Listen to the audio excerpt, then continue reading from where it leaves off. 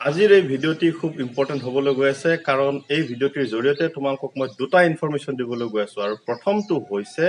যে মেট্ৰিক আৰু higher ছেকেণ্ডেৰীৰ result কেতিয়া দিব যিটো সকলোৰে জানিবলৈ খুব ইচ্ছা গৈ আছে আৰু দ্বিতীয়তে ২ নম্বৰটো হৈছে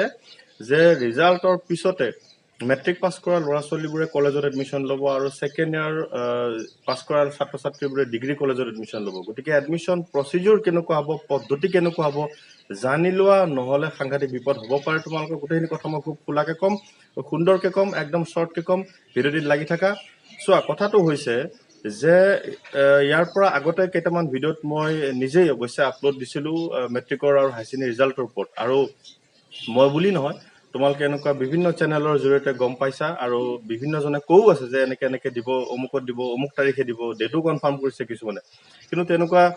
ফেক নিউজ আচলতে তোমালোকক দিবলৈ ইচ্ছা নাযায় কাৰণ মই নিজেও যেহেতু এজন টিচাৰ গতিকে মোৰো ছাত্ৰ ছাত্ৰী আছে আগতেও মই এটা কথা কৈছোঁ তোমালোকক যে মই যিখিনি তোমালোকক কথা কম সেইখিনি নিউজ পেপাৰ বা নিউজ চেনেল যিমানবোৰ আছে গোটেইখিনিৰ ওপৰত ভিত্তি কৰি নলেজখিনি লৈহে বা ইণ্টাৰনেটৰ জৰিয়তেও মই অকণমান কথা গম লৈহে তোমালোকক জনাওঁ আৰু সেইকাৰণে তোমালোকক ক'বলৈ ইচ্ছা কৰিছোঁ যে লাষ্ট এটা নিউজ চেনেলত অসমীয়া নিউজ চেনেলত এইটো এটা ভিডিঅ' আপলোড হৈছে এটা ভিডিঅ' এটা দিছে য'ত নেকি কোৱা হৈছে যে মেট্ৰিক আৰু হায়াৰ ছেকেণ্ডেৰী ৰিজাল্ট কেতিয়া দিব প্ৰথমতে ক্লিপটো চাই লওঁ তাৰপিছত মই তোমালোকক কৈ আছোঁ জুনৰ মাহভাগত সেৱা আৰু কাউন্সিলৰ ফলাফল ঘোষণা কৰা হ'ব বুলি জনালে শিক্ষামন্ত্ৰী ডক্টৰ হিমন্ত বিশ্ব শৰ্মাই তোমালোকে গম পালা যে অসমৰ শিক্ষামন্ত্ৰী ডক্টৰ হিমন্ত বিশ্ব শৰ্মা ডাঙৰীয়াই কৈছে যে জুন মাহৰ মধ্যভাগত মেট্ৰিক আৰু হায়াৰ ছেকেণ্ডেৰী ৰিজাল্ট দিব মধ্যভাগত বুলি কোৱাৰ লগে লগে দ্বিতীয় সপ্তাহৰ ভিতৰত দিব লাগে আৰু এইটো কথা তোমালোকে জানিছাই কি জানি যে মেট্ৰিকৰ যিমানবোৰ বহি আছে বহিবোৰ চোৱা একদম শেষ হৈছে লাষ্ট অকণমান কিবা কাম বাকী আছে কিন্তু হায়াৰ ছেকেণ্ডেৰী ছেকেণ্ড ইয়াৰৰ বহিবোৰ চোৱা হোৱা নাছিলে অকণমান কাম বাকী আছিলে গতিকে হয়তো একেদিনতে গোটেইখিনি কাম কমপ্লিট কৰি জুনৰ মধ্যভাগত ৰিজাল্ট দিব আৰু এইটো মই কোৱা কথা নহয় আমাৰ শিক্ষামন্ত্ৰী ডাঙৰীয়াই কোৱা কথা ঠিক আছে কনফাৰ্ম ডেট পোৱাৰ লগে লগে তোমালোকক মই জনামেই বাৰু নেক্সট ইম্পৰ্টেণ্ট পইণ্টটো আহিলে যে এডমিশ্যন প্ৰচেছৰ ওপৰত আমাৰ অসমৰ শিক্ষামন্ত্ৰী ডাঙৰীয়াই কি ক'লে প্ৰথমতে ক্লিপটো তোমালোকক দেখাওঁ নিউজ চেনেলৰ তাৰপিছত মই তোমালোকক বুজাই দি আছোঁ ডিজিটেল মাৰ্কশ্বিটৰ ভিত্তিত নতুন নাম ভৰ্তি হ'ব অনলাইনত হ'ব মহাবিদ্যালয়ৰ নাম ভৰ্তি অনলাইন ফৰ্মতে থাকিব বেংকৰ সবিশেষ কলেজৰ এডমিশ্যন বিলাকো আমি নিয়ম মাফিক কৰিম কলেজৰ এডমিশ্যন বিলাক অনলাইনত হ'ব আৰু এডমিশ্যন যেহেতু কাৰ্যতম বিনামূলীয়া হয় গতিকে টকা পইচা দিয়াৰো কথা নাই বৰঞ্চ অনলাইনৰ ফৰ্মখনতে এইবাৰ আমি তেওঁলোকৰ IFS কোড বেংক নাম্বাৰ এইবিলাক আমি লৈ লওঁ যাতে ভৱিষ্যতে তেওঁলোকক আমি কৰোনা বুলি যিখিনি আৰু সহায় কৰাৰ মন বান্ধি লৈছো ছাত্ৰ সমাজক সেইখিনি যাতে আমি বেংকৰ ডিৰেক্ট ট্ৰান্সফাৰৰ জৰিয়তে আমি কৰিব পাৰোঁ এই ক্লিপটোত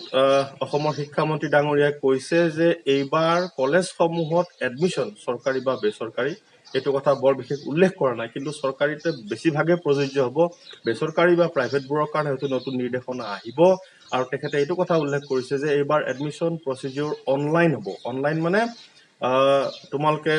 ডিজিটেল মাৰ্কশ্বিট হয়তো পাবা পৰীক্ষাবোৰৰ যিবোৰ মাৰ্কশ্বিট তোমালোকে পাবা সেইটো ডিজিটেল মাৰ্কশ্বিট পাবা ডিজিটেল মানে হয়তো তোমালোকে অনলাইন তাৰ পৰা প্ৰিণ্ট আউট হয়তো উলিয়াব লাগিব পাৰে যদিহে লকডাউনটো ঠিকে যদি বঢ়াই গৈ থাকে যদি এনেকুৱা হয় তেনেহ'লে এডমিশ্যন প্ৰচিডিউৰ কেনেকুৱা হ'ব যে প্ৰত্যেকখন কলেজৰে নিজা এটা ৱেবছাইট থাকিব আৰু সেই ৱেবছাইটটোত তোমালোকে গৈ চাৰ্চ কৰি সেই কলেজখনৰ বিষয়ে ডিটেইলছ লৈ তাত এডমিশ্যন বুলি হয়তো কিবা বাটন এটা থাকিব আৰু সেই এডমিশ্যন বাটনটো ক্লিক কৰাৰ লগে লগে এডমিশ্যন ফৰ্মখন ওলাই আহিব আৰু এডমিশ্যন ফৰ্মখন সুন্দৰকৈ ফিল আপ কৰি ফৰ্মখনৰ তলতে হয়তো থাকিব সেই কলেজখনৰ নিজা বেংকৰ একাউণ্ট যিকোনো বেংক হ'ব পাৰে নিজা বেংকৰ একাউণ্ট আৰু IFSC কোড তোমালোকে কি কৰিব লাগিব সেই বেংকৰ একাউণ্টত সেই IFSC কোডটোৰ সহায় লৈ তোমালোকে এডমিশ্যন ফিজ যিটো আছে সেইটো জমা কৰিব লাগিব অনলাইন এইটো হৈছে এডমিশ্যন প্ৰচিডিউৰ কিন্তু এইটো এডমিশ্যন লোৱা প্ৰচিডিউৰে কিন্তু তাৰ পিছত ক্লাছ কেতিয়া হ'ব সেই বিষয়ে এতিয়াও অসমৰ শিক্ষামন্ত্ৰী ডাঙৰীয়াই একো কোৱা নাই কথাটো এইটোৱেই যে এই যিটো থাৰ্ড ফেজ 3 নম্বৰ ফেজ তৃতীয় পৰ্যায়ৰ যিটো লকডাউন আমাক দিছে ভাৰত চৰকাৰে এই পৰ্যায়টো শেষ যদিহে নহয় যদিহে আৰু এক্সটেণ্ড হৈ থাকে তেনেহ'লে এই গোটেইখিনি প্ৰক্ৰিয়া অৱলম্বন হ'ব আৰু যদি লকডাউন বন্ধ কৰি দিয়ে শেষ কৰি দিয়ে সম্ভাৱনা কিন্তু বহুতেই কম কাৰণ তোমালোকে গম পাইছা ইতিমধ্যে যে গুৱাহাটীতো ধৰা পৰিছে ৰোগী আৰু বিভিন্ন ঠাইত তেনেকুৱা ধৰা পৰিছে ৰোগী যদি লকডাউন খোলা দিয়ে একেবাৰে হয়তো আৰু বহুত মানুহ এই ৰোগত আক্ৰান্ত হ'ব পাৰে গতিকে লকডাউন এক্সটেণ্ড কৰাৰ সম্ভাৱনা বেছি আছে কিন্তু তথাপি হিমন্ত বিশ্ব ডাঙৰীয়াই কৈছে যে যদিহে এইটো লকডাউন তৃতীয় পৰ্যায়ৰ লকডাউনটো যদি ইয়াতে শেষ হৈ যায় তাহলে বাৰু অনুষ্ঠানবোৰত এডমিশ্যন হয়তো অফলাইন হৈ যাব পাৰে কিন্তু যদি এক্সটেণ্ড হৈ থাকে যদি আৰু দীঘলীয়া হয় পৰ্যায়টো আৰু চতুৰ্থ পৰ্যায়লৈ যদি যাব লগা হয় তেনেহলে গোটেই এডমিশ্যনবোৰ এনেদৰে হ'ব